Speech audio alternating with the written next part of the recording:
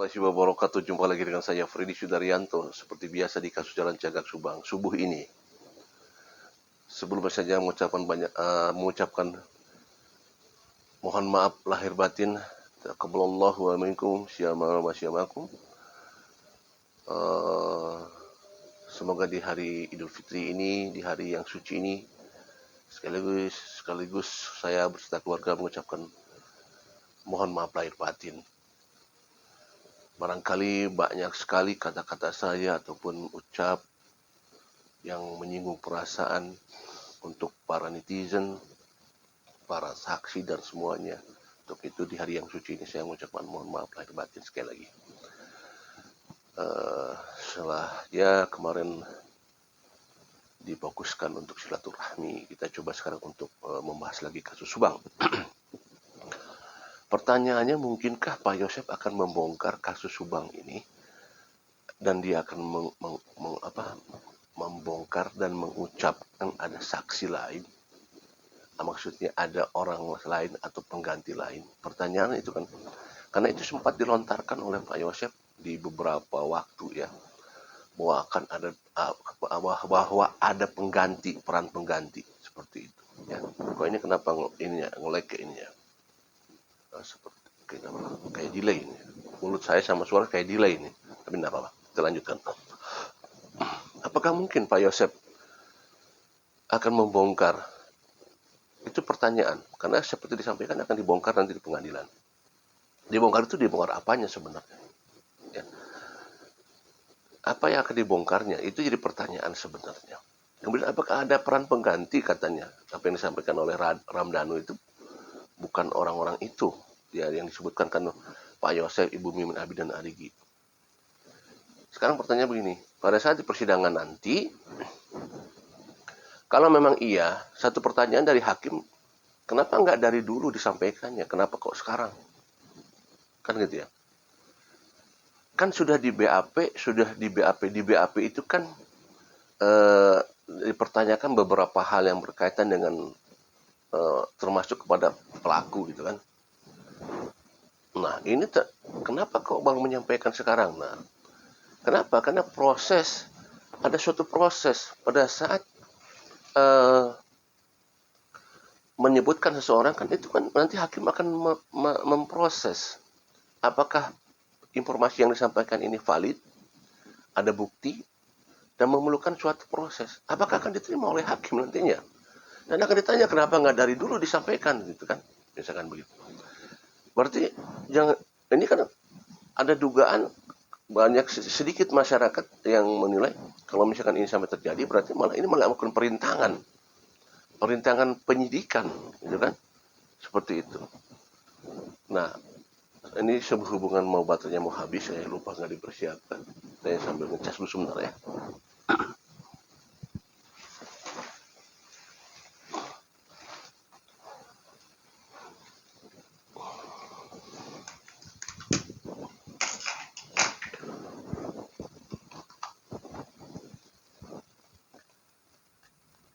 Ya, kan kata hakim, kenapa nggak dari dulu sampaikannya?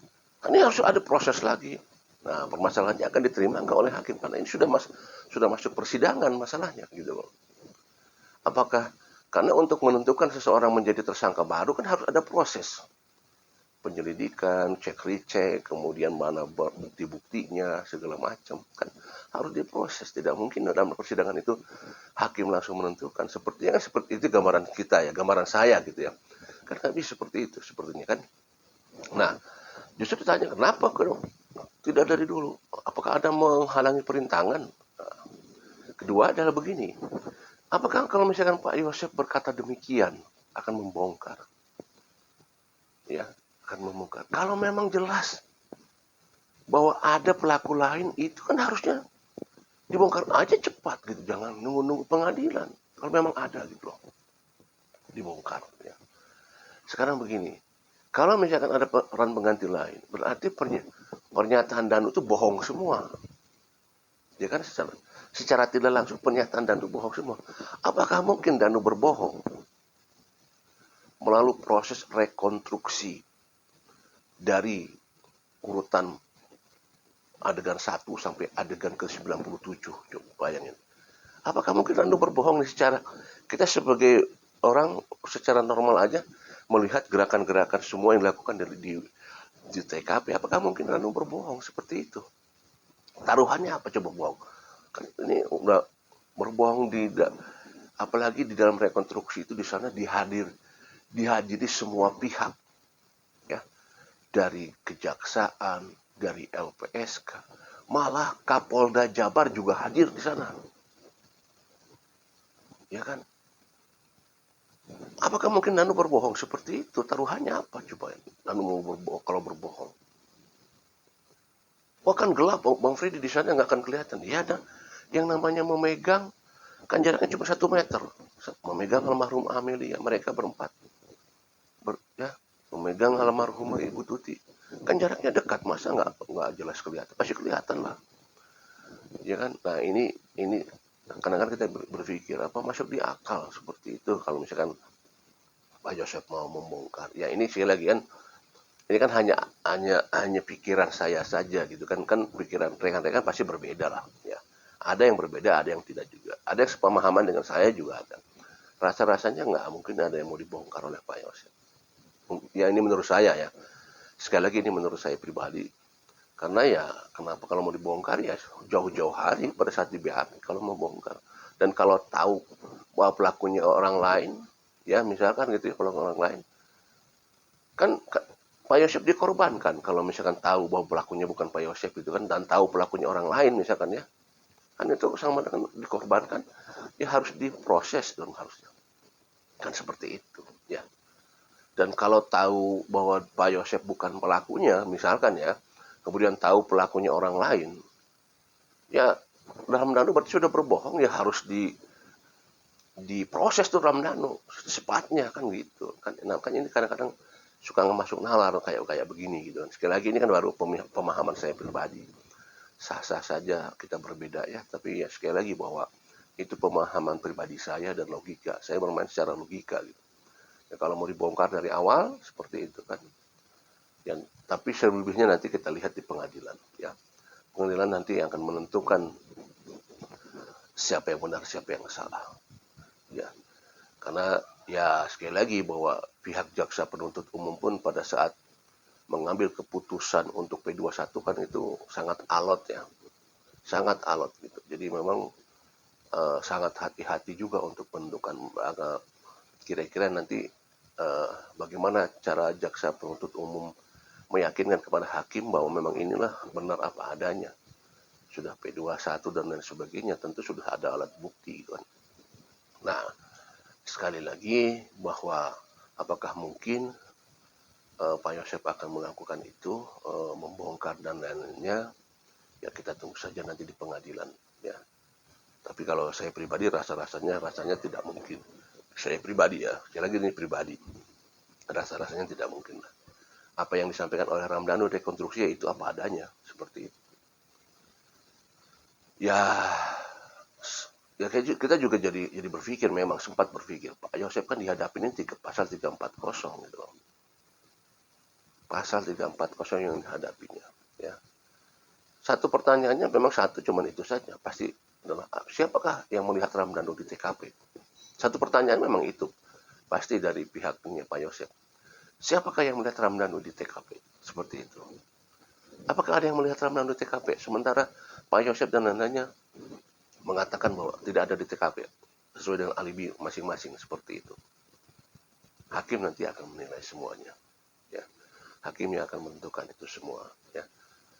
Karena sekali lagi melihat proses rekonstruksi begitu detail, begitu terperinci, ya hakim akan menilai di sana.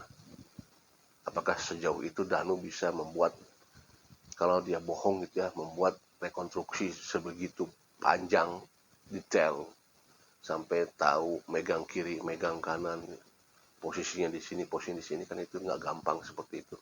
Hakimnya akan menilai itu semua nanti. Ya.